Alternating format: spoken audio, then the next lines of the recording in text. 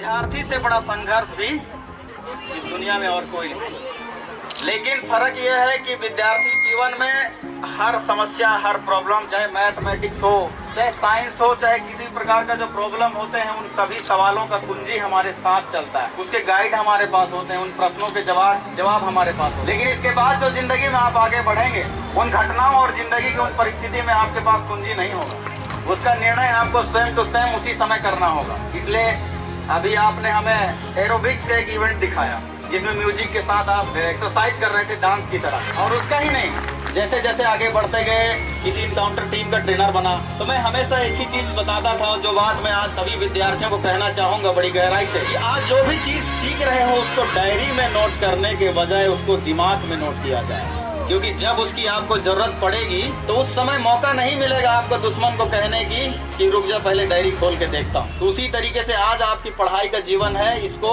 किताबों की जो ज्ञान है उसको दिमाग में बसा के चलिए, क्योंकि कौन सा ज्ञान कब काम आ जाए इसका कोई पता नहीं होता। ये उदाहरण मैं आगे जाके बताऊंगा।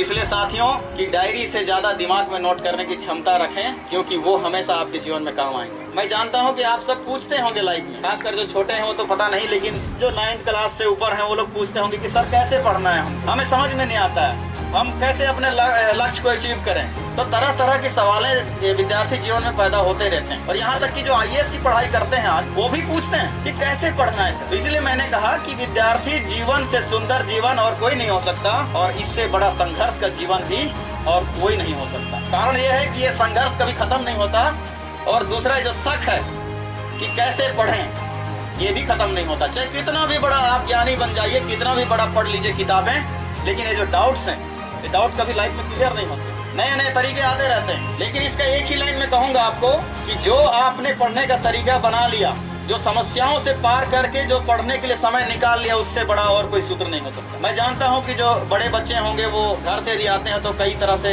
बहाने बनाते होंगे, लेकिन घर में मम्मी काम करवाती, मेरे पिताजी खेत में काम करवाते हैं। तो ये जो काम है, काम नहीं है। हम विद्यार्थी हैं और हमें ये भी साथ साथ में किताबों के साथ ये भी चीजें सीखनी, तो ये हमारे सीखने का समय है। मैं इसलिए कहूंगा कि आप ये मत कहिए कि हमें काम कराया जाता है, आप उस काम को करते हुए तरीका निकालिए, क्योंकि आप निकाल सकते हैं।